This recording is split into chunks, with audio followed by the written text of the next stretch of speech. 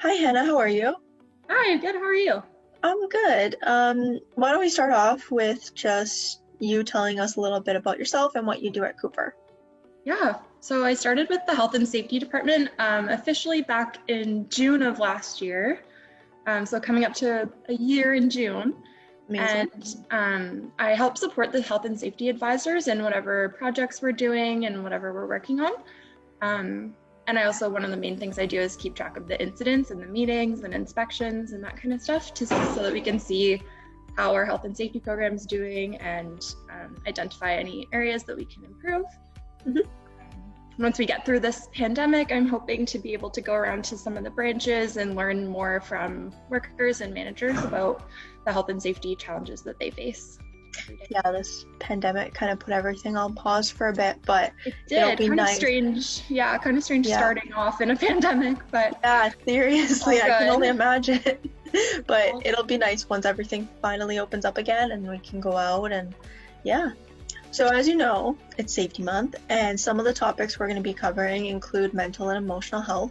And so I was just wondering if you could maybe give us a definition of each to start. Yeah, for sure. So mental health is kind of an umbrella term that includes emotional health, as well as psychological and social well-being. Mhm. So mental health affects the ways that we think, how we act, and it determines how well we handle stress, our connections with other people, our decision making. And sometimes we confuse mental health with mental illness. Mental illnesses are when disturbances in our thoughts and feelings and perceptions are severe enough to impact our daily lives. So like anxiety disorders, addictions, major depressive disorder, bipolar, Yep. things like that. Whereas mental health is a state of well-being that falls along a continuum. And everybody has a state of mental health, just like we all have a state of physical health. And it can vary over the course of our lives depending on genetics, family history, life experiences, and the things that we do to take care of our mental health. Mhm. And then emotional health, when we talk about this, we're talking about being in tune with our emotions and having the skills and strategies to cope with the ups and downs of everyday life. So dealing with the good and the difficult emotions that get thrown at us, and just Yep. being aware of like certain situations that make us feel and act a certain way, and things that we can do to help deal with those emotions as they come up. Yeah, for sure. I think that's great. I think sometimes a lot of people might get a little confused between the two. So I think that's really helpful for people to better understand what it's about, especially nowadays when mental health has become a much larger discussion, pretty much amongst everyone, which is good because it's really important and something we definitely need to address. And why is mental health so important in the workplace, especially when it comes to like health and safety? Yeah, so in order to work safely, especially in work environments like Cooper, where a lot of the jobs include working with and around equipment that has potential to be dangerous, it's important to be fully present and fully focused and paying attention to the tasks that we're doing in the work environment. And it's harder to do that if you're not in a state of mental health that allows you to do so.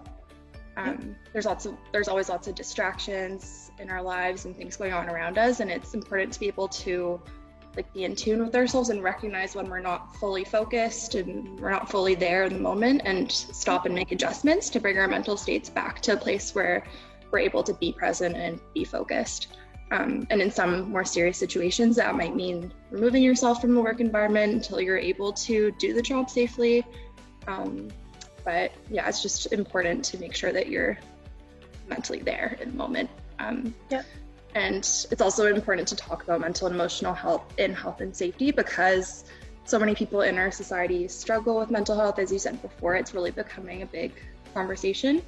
And especially in the construction industry and similar industries where they're typically labeled as having this kind of tough culture, and especially male-dominated workplaces as well.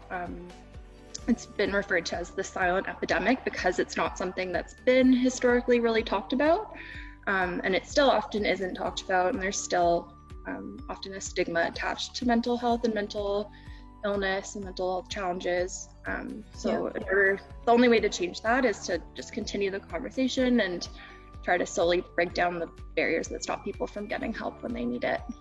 Yeah, I agree 100%. A lot of times, like you said, you have to be tough and strong when sometimes you may not be feeling the best inside. So, um, letting your employees know that you're there for them and that mental health is something that, you know, you're willing to help them with and supportive of, then that can help them too and help them show their more vulnerable sides when they need to.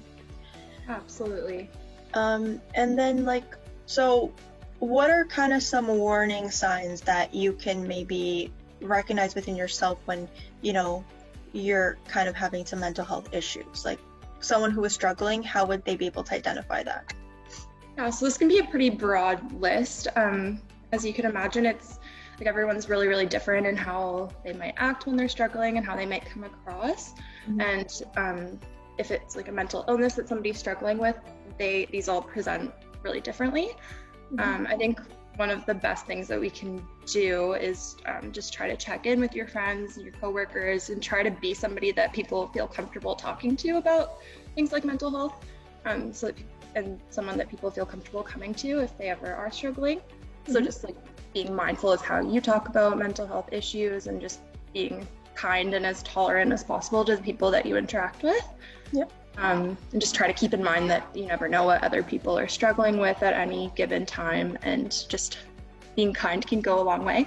That being said, some examples of warning signs that come up often that you can look out for in yourself or others are changes in eating and sleeping habits, isolating from friends and family, pulling away from activities that you usually enjoy or that somebody else usually, they really like, and they just all of a sudden start drifting off from doing those things.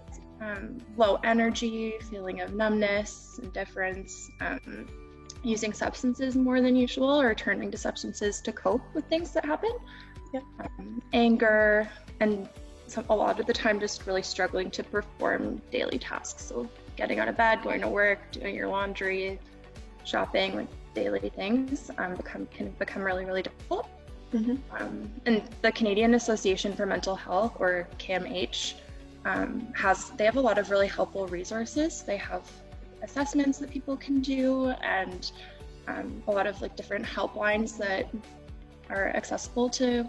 They have some different health lines that people can call to speak with somebody about it. And it's also always a good idea to have a conversation with your doctor or a mental health professional if you feel like you are struggling, and they'll give you some options and help you come up with a course of action to get to a place where you're feeling better. Yeah, 100%. Yeah. Important to not get discouraged if you don't get the help that you need the first time as well. Sometimes you might not click with the doctor or click with the first mental health professional you speak to. It can take more than one try sometimes. Mm-hmm. But there is help out there, and there are people out there who are going to care about what you're going through and help you get better.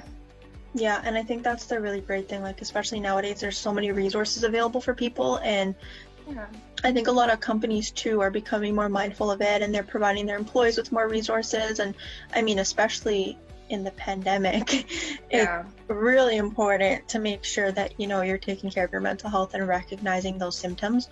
So I think all of that is super helpful, and I think that's really great. And then the other question I was going to ask you is, so once you've identified it and you've realized that maybe you are struggling a little bit with your mental health, what are some coping mechanisms? And I noticed, you did mention going to seek out those resources or going to your doctor and seeking professional help.